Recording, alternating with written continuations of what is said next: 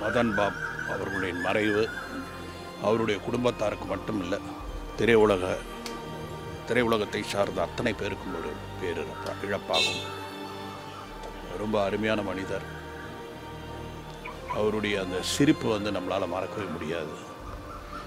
அந்த ஒரு மாதிரி ஒரு சிரிப்பு, அதுதான் அவருடைய யூனிக் சிரிப்பாக இருந்தது. ஒரு இசை குடும்பத்தை சேர்ந்தவங்க எப்பவுமே பாடிக்கிட்டே இருப்பாங்க. நான் ஒரு வாட்டி அவர் வீட்டுக்கு வந்திருக்கிறேன். வந்து அவங்க ஒய்ஃபு, அவர் கிட்டார் வாசிக்கிறது, அவர் பையன் பாடுறது, அவர் பொண்ணு பாடுறது, இதையெல்லாம் கேட்கும்போது நான் சொல்லுவேன், உங்களுக்கு நோயே வராது. இந்த இசை உங்களுக்கு வந்து ஒரு மருந்து மாதிரி இருக்கும், மிகப்பெரிய ஆரோக்கியமாக இருக்கும். நீங்கள் தினமும் இந்த மாதிரி எல்லோரும் சேர்ந்து பாடிக்கிட்டே இருங்க, இந்த பாட்டை கேட்டுக்கிட்டே இருங்க. இசை விட ஒரு சிறந்த மருந்து எதுவுமே இல்லை. அந்த மருந்து உங்கள் வீட்டிலே இருக்குது. அதனால் உங்களுக்கு எதுவுமே வராது அப்படின்னு நான் வந்து ரொம்ப சந்தோஷமாக சொன்னேன். ரொம்ப ஒரு வருத்தமான ஒரு விஷயம். எங்களுக்கு நல்ல நண்பர் அவர்.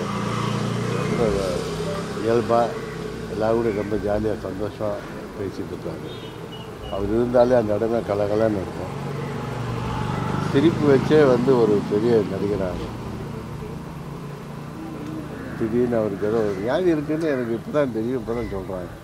ஒரு வருஷமாகவே அவர் அந்த மாதிரி ஒரு டிசீஸில் இருந்திருக்காங்க. உங்களுக்கு எனக்கு தெரியல. இப்போ ரீசெண்டாக கூட எங்கே பார்த்தேன், அவர் அதை பற்றி ஒன்றும் சொல்லலை. ரொம்ப சேட். இந்த குடும்பத்தை அழைக்கிற ஆழ்ந்த. இன்னைக்கு இறந்தவருடைய வீடு பார்த்தீங்கன்னா விரோச்சோடி இருக்குது.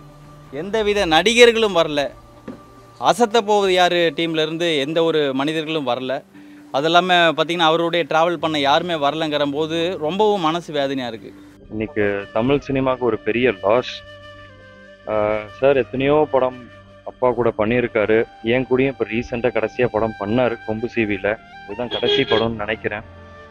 அன்றைக்கும் ஷூட்டிங் வந்து நல்லா பேசிக்கிட்டு இருந்தார். அவருக்கு உடம்பு சரியில்லை. நாங்கள் கூட கேட்டோம், ஏன் சார் இவ்வளோ ஃபீவர் வச்சுட்டு படம் பண்ண வரீங்கன்னு கேட்டோம். இல்லை, கால் ஷீட் கொடுத்துட்டு அதனால் நான் வந்து முடிச்சே ஆகணும், என்னால் வந்து தள்ளி போடக்கூடாதுன்னாரு.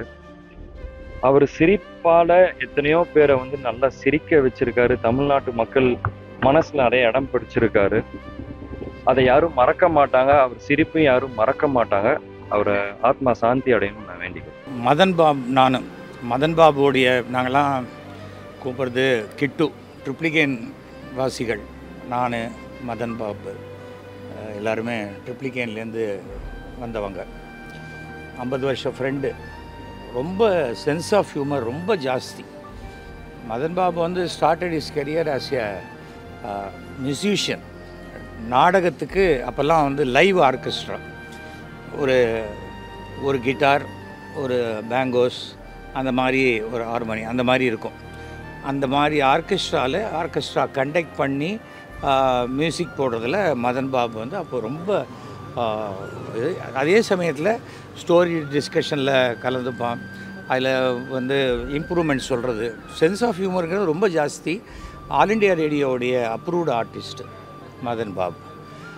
அதன் பிறகு ஒரு ஆக்டிங்கில் ஒரு இன்ட்ரெஸ்ட் வந்தபோது நான் என்னுடைய நம் குடும்பங்கிற தொலைக்காட்சி தொடரில் முதல்ல ஒரு ஃபுல் லெங்த் ரோல் கொடுத்து நான் கிட்டுவை இன்ட்ரடியூஸ் பண்ணேன். அதுக்கு உடனேயே சோவுடைய ட்ராமா சீரியல் கிடச்சிது. இது ஸ்டார்டட் ஆக்டிங். ரொம்ப கொஞ்சம் பிஸியாக ஆரம்பிக்கும் போது இதுக்கு நடுவில் மியூசிக் ட்ரூப் வேறு வச்சுருந்தேன். என்னென்னா மதன் பாபுவோட ஒய்ஃப் ரொம்ப நல்ல சிங்கர், டாட்டர் ரொம்ப நல்ல சிங்கர், சன்னும் நல்ல சிங்கர். ஸோ ஃபேமிலி, அந்த ஃபேமிலியே அவ்வளோ நல்ல இது. இப்போ முந்தானத்துக்கு கூட இறக்கும் தருவாயில் கூட அவனுக்கு பிடிச்ச பாட்டெல்லாம் பொண்ணு பாடியிருக்கா. அதில் ஏதோ என்ன தாளம் நகருது அப்படிங்கிற மாதிரி அந்த இதுலேயும் அதை சொல்லி அந்த மாதிரியான கடைசி நிமிடம் வரைக்கும் அந்த தன்னுடைய சுயநினைவோட குடும்பத்தோட இருந்திருக்கா. இன்னும் கொஞ்சம் நாள் ட்ரீட்மெண்ட் பண்ணிகிட்ருக்கலாம். அந்த அந்த அந்த இஷ்டம் இல்லை. தனக்கு இப்படி இப்போ ஒரு கேன்சர் வந்திருக்குங்கிறத வெளியில் சொல்லவும் விருப்பம் இல்லை. அது பிகாஸ் அவன் வந்து எல்லாருக்கும் வந்து அட்வைஸ் பண்ணி ஒரு ஒரு பாசிட்டிவ் எனர்ஜி கொடுக்கக்கூடியவன். தனக்கு வந்து யாரும் வந்து ஒரு சிம்பத்தட்டிக்காக அப்ரோச் பண்ணக்கூடாதுங்கிற ஃபீல் என்றைக்குமே உண்டு. அவனுக்கு உடம்பு சரியில்லையோன்னு எனக்கு இதில் சின்ன டவுட்டில் கூட நான் அன்றைக்கி ஒரு நாள் ஃபோன் பண்ணும்போது எனக்கு கூட ரொம்ப வீசிங் ப்ராப்ளம்லாம் வந்துச்சு. நீ நல்லவன் சாச்சியாடா, உனக்கு எதுக்குடா அதெல்லாம் வருது அப்படின்லாம். அப்போ நீ என்ன கெட்டவனா? அதெல்லாம் ஒன்றும் கிடையாது. இது வந்து எங்கள் பாட்டி எனக்கு கொடுத்தாங்க, நான் என் பொண்ணுக்கு கொடுத்துருக்கேன், அது வர்றது வம்சமாக வருது, அவ்வளோதான் அப்படின்னு சொன்னேன். பட் ஒரு வெரி கரேஜியஸ் பர்சன். தான் சொல்ல நினைக்கிற ஒரு விஷயத்தை சிரிச்சுக்கிட்டே சொல்லக்கூடியவர். அதே போல் இந்த கலக்கப்போவது யார் போன்ற காமெடி ஷோ எல்லாம் ரொம்ப ரொம்ப எக்ஸ்ட்ரானரியாக பண்ணேன். அதாவது அவனுக்கு வந்து இந்த ஸ்டாமரிங் உண்டு. அந்த ஸ்டாமரிங்கை மறைப்பதற்காகவே அந்த சிரிப்பை கொண்டு வந்து அந்த மதன் பாபுக்கு ஸ்டாமரிங் இருக்குன்னு யாருக்குமே தெரியாது. அந்த அளவுக்கு அந்த பர்ஃபார்மன்ஸை வச்சு அந்த செல்ஃப் கான்ஃபிடென்ஸ் தான் அவ்வளோ தூரம் ட்ரைவ் பண்ண முடிஞ்சுது. எந்த பேக்கிங்கும் கிடையாது, சினிமா பேக்கிங் கிடையாது. அவங்க அப்பா ஃப்ரீடம் ஃபைட்டர், ரொம்ப ஆர்த்தடாக்ஸ் ஃபேமிலி. வேதத்தில் பல வேதங்களில் உள்ள பல விஷயங்களை எடுத்து சொல்லக்கூடியவன். சமஸ்கிருதம் அவ்வளோ நல்லா அதில் இருக்கிற ஸ்லோகம்லாம் சொல்லக்கூடியவன். பட் மரணம் என்பது யாருக்கு எப்போ வரும்னு தெரியாது.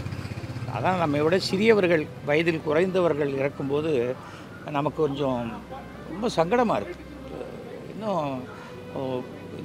இன்னொரு 10 வருஷம் இருந்தால் என்ன அப்படின்னு தோணுது. ஆனால் மிகுந்த உடம்பு கஷ்டப்படும் போது அந்த உடம்பு பெயின் இதெல்லாம் வேணாம் அப்படின்ட்டு அந்த உடம்பை உதறிட்டு அந்த ஆத்மா போயிடும். அவ்வளோதான் நம்மளால் சொல்ல முடியும். மதன் பாபுடைய ஆத்மா சாந்தி அடைய வேண்டும் என்று பிரார்த்திக்கிறேன். தொலைக்காட்சி, மீடியா, அதே சமயத்தில் வெப்பு, நெட்டு இதெல்லாம் இருக்கிற வரைக்கும் ஒரு நடிகனாக மதன் பாப் வாழ்ந்து கொண்டு தான் இருப்பார்.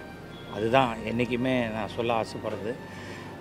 இழப்பு வந்தோம், ஆறுதல் சொன்னோம் அவங்க குடும்பத்துக்கு, எல்லாம் ஓகே. ஆனால் அந்த குடும்பத்துக்கு ஒவ்வொரு நாளும் என்னடா 4 பேர் இருந்தோம் 3 பேர் தான் இருக்காங்க அப்படிங்கிற அந்த ஃபீல் வரும் பாருங்கள். அது போகிறதுக்கு ரொம்ப வருஷம் ஆகும். அவர்களுக்கு என்னுடைய ஆறுதலையும் அந்த குடும்பத்துக்கு எப்பவும் நம்ம சப்போர்ட்டாக இருப்போங்கிற நம்பிக்கையும் அவங்களுக்கும் நான் கொடுத்துட்டு தான் வந்திருக்கேன். மீண்டும் என்னுடைய அருமை நண்பன் அவனுடைய ஆத்மா சாந்தி அடைய பிரார்த்திக்கிறேன். நண்பர் மதன் பாப் அவருடைய மறைவு வந்து ரொம்ப ஷாக்கிங்காக இருக்குது. நான் எதிர்பார்க்கவே இல்லை இப்படி ஒரு சடன் இதாக வரணும். இனிய நண்பர்.